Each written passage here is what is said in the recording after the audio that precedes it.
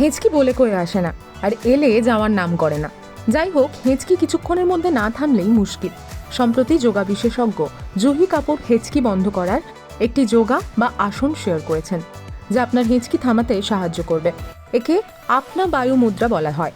এর জন্য বুড়ো আঙুলের গোড়ায় তর্জনী ঠেকিয়ে অনামিকার সঙ্গে জুড়তে হবে বুড়ো আঙুলের শেষ। মাত্র 10 মিনিট এই আসনটি করলে হেঁচকি বন্ধ হয়ে যাবে।